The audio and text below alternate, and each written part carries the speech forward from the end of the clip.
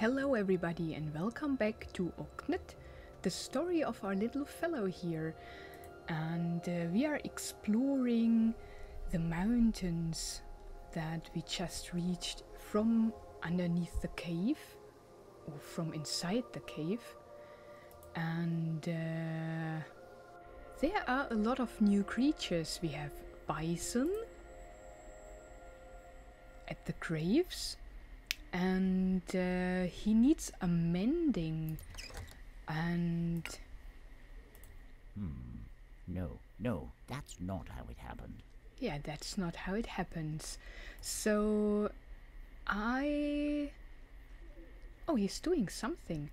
Using the thick roots, the creature was able to traverse the foul water.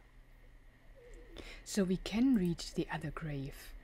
I was wondering if that is possible, because we can conjure this ghost. The small creature could feel a strange presence in the marsh, but just as quickly as it appeared, the shape faded once more. And there it's gone. So we cannot interact with the ghost himself, but maybe with his grave. A number of old gravestones were scattered across the marsh. So that's the same as on the other gravestones, but what is that? A decorated grave. A larger gravestone, more decorated than the others, was lying on one of the small islands. What's on it? How sad. It doesn't look like anyone has tended to it in a long time. The small creature remarked with a sigh. Can we take anything? The creature tried to make out the name on the stone, but the letters were no longer readable. Oh, that's sad. Maybe we can make it readable? We have an ancient tablet. It doesn't fit on the grave. A copper wire as an offering? Or our blackberries? Oh, as we found these dried flowers on the grave where we appeared, maybe we can bring it here? As the creature placed the dried flowers in the vase, it felt a chilling gust of wind moving across its small body. Out of thin air, a transparent entity appeared, floating above the gravestone. And now it stays. Hello there. A Lichtgruber is a being that can be seen after nightfall. Dwelling in swamps and marshes, they drift through the air, often with a lit lantern in hand, following the wind currents between the trees. Their alluring light is said to mislead travelers off the road and deeper into the marshes, far away from any who would hear their cries for help. So this is what we would call will-o'-the-wisp, right? So light that leads travelers into the bog. The Lichtgruber. Can we talk to him? Hello. Hello. The Lichtgruber shouted as the creature approached him. Hello there. The small creature responded, happy to be welcomed for once. Hello. Where are you? Come back. The Lichtgruber continued, seemingly not taking notice of the small creature. I'm down here. The creature said, feeling slightly confused as it waved its little hand to get the Lichtgruber's attention. The Lichtgruber stopped shouting and looked down at the creature. They're all gone. All my friends blew away with the wind. Don't they like me anymore? Why would they leave me? The Lichtgruber sobbed as he covered his face with his shroud. I didn't mean to scare them. I really didn't. You believe me, don't you? The Lichtgruber continued as he regained his composure. Sure I do. Say, what do your friends look like? The small creature asked. Maybe we can help you find them. Well, They are small and bright looking. They live in my lantern, you see. Without them, I would never be able to find my way through these marshlands, the Lichtgruber said, making a sweeping gesture through the air. Is that one of my friends you have there on your shoulder? You aren't stealing my friends now, are you? The Lichtgruber asked with a stern and almost threatening voice. No, this is my friend. She can't fly, so there's no way she could be one of them. The small creature exclaimed, protecting the alva with its hand. I see. The Lichtgruber sighed in disappointment. Would you at least please take my lantern and keep an eye out for my friends? 5 of them there are. I will remain here in case they should find their way home.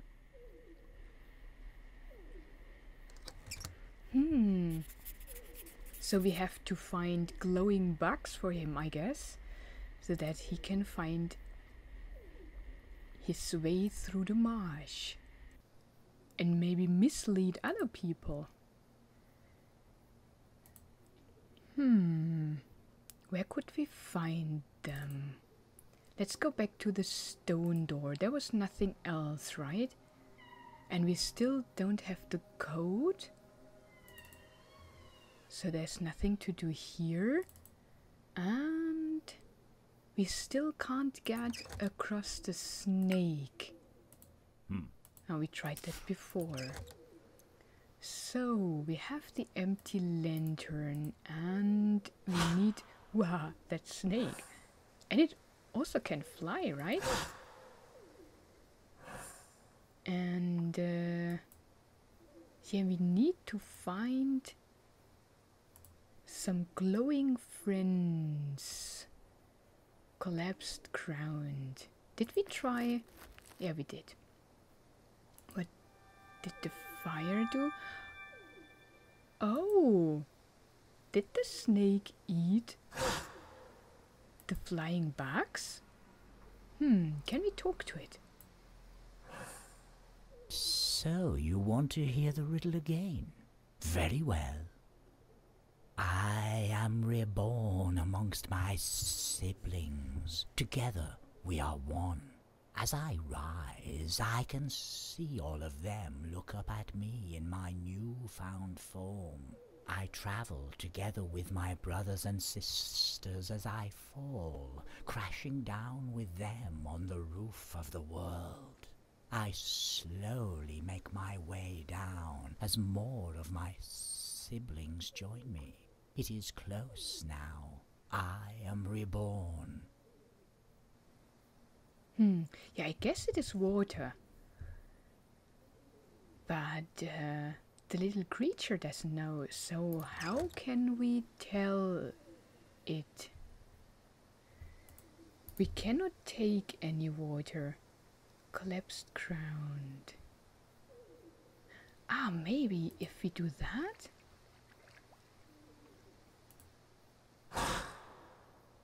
But that doesn't help. Because we cannot take what is living in here, the little fish. And we cannot close that gap. And we don't have water with us.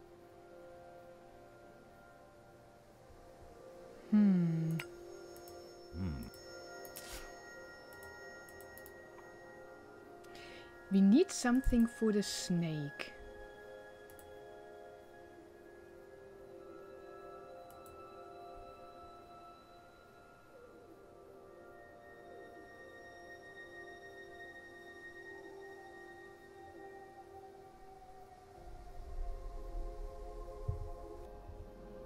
So let's think.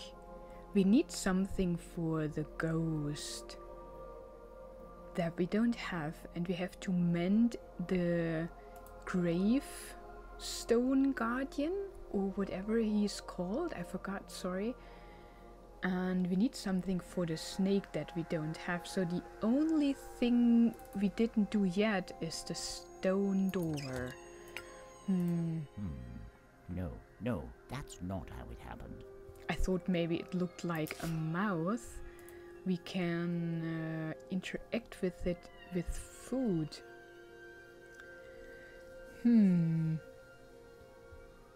I wonder if we do need a code, because it seems to be a code in itself, right?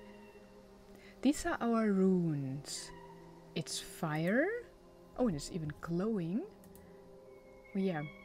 Then that was wind, right? Water and nature. And they are here too. Are rotate, I guess, but nothing is happening. What are these? Oh, they make both glow. So maybe we have to sort these things.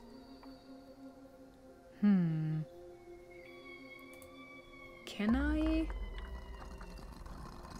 can rotate whatever is glowing. So these two are in order. So there was the fire. Oh, and these runes, 1, 2, 3, 4. So 3 and 4 is okay, I guess.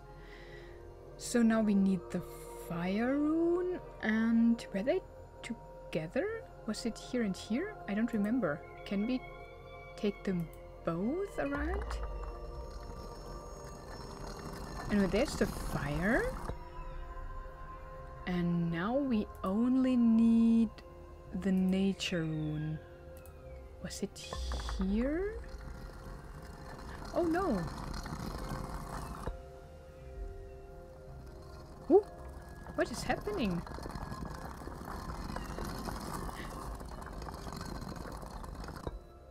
Okay. So they also turn uncontrollably. So this goes underneath. And it seems to be the first one. So the first is now in order. Then these two, can I put them back?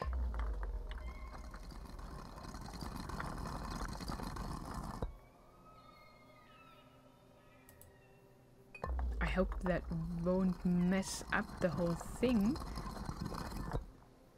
That works. So only one is missing, and the fire rune is here.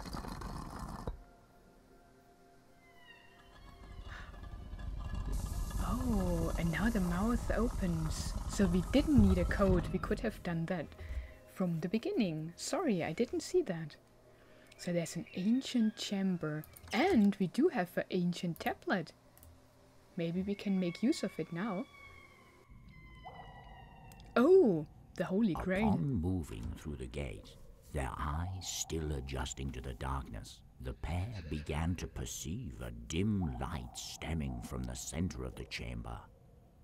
Lodged in what appeared to be a crudely carved altar was the cup of Sigrin, decorated by etchings telling of acts long forgotten, a golden chalice which corrupts what is poured within it. Yet the pair had no way of knowing this, but simply marveled at its beauty as they remained still for a moment in the cold chamber.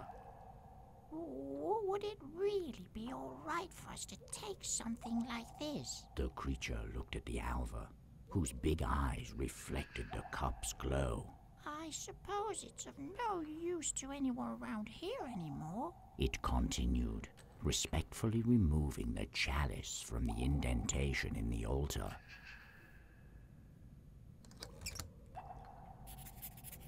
And it took it. So that's interesting. The cup of Sigrin, that's exactly the opposite of what the Holy Grail does, right? It corrupts things poured in it. So that's interesting. Let's explore what's in this cave. A rudimentary altar had been carved out of the chamber floor. The area around the altar was smooth, over the years worn down by being frequently trod. Across the altar was a crack, splitting the flat surface in two.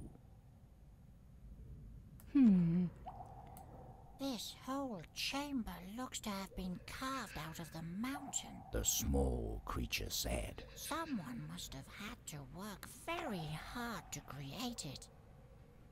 Yeah, that's true. The creature reached into the crack in the altar, but couldn't quite get its hand through to the bottom. Okay, so we don't know if there's anything in the crack. What is that? A large skeleton. A skeleton, much larger than the small creature, was sitting in a dark corner of the cave. With beaming eyes. A grim fate. The small creature stated with a sorrowful sigh.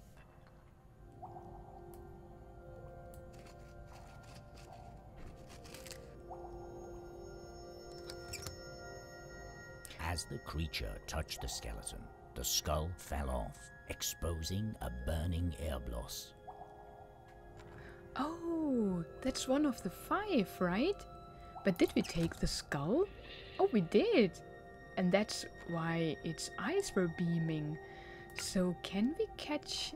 Oh, let's first see what it is. An airbloss is a faint remnant of a being who performed an equal amount of good and evil deeds during its life. A soul forever kept in a state of limbo between two worlds. During these darkest of nights, they appear dancing around the places of their passing, doomed to mesmerize lost passers-by, to follow them either to safety or demise. So this is a will-o'-the-wisp. Hello? Are you able to hear me? The creature asked, receiving no response. The small creature's hand passed straight through the glowing apparition. Okay, let's try to catch it. That must be one of them. The creature said to the alva, who responded with a nod. Where do you think the others might be? Do we have it? Oh, yeah. So one's in the lantern. What else do we have? A river? Ah, those are rune stones. So we have rain, steam, tornado, wildfire, river, and thunder. Bone pile.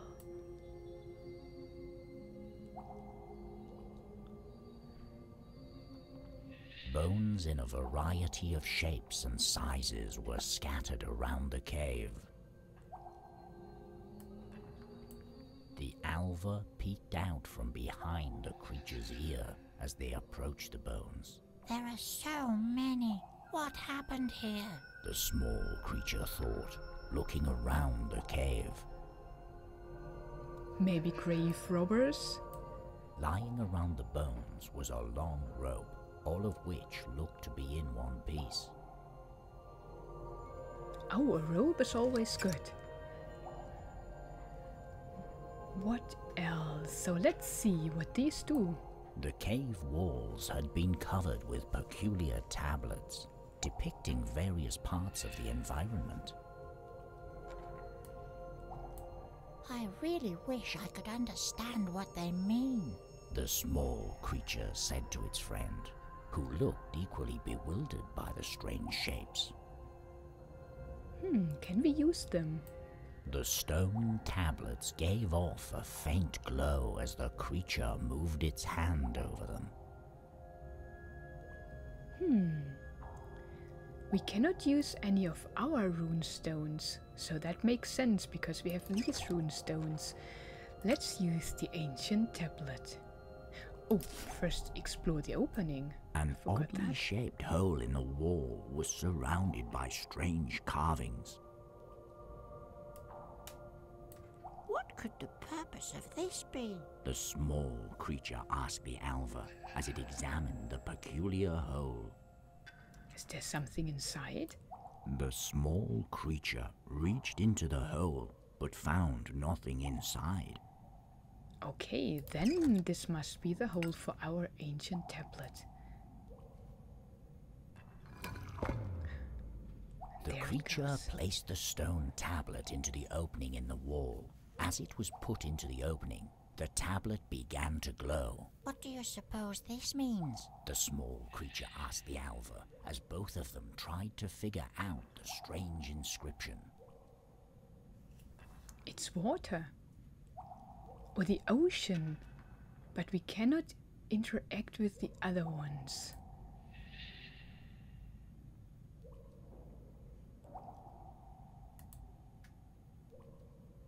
And we cannot interact with that one? Maybe we need something else? Can we use the cup?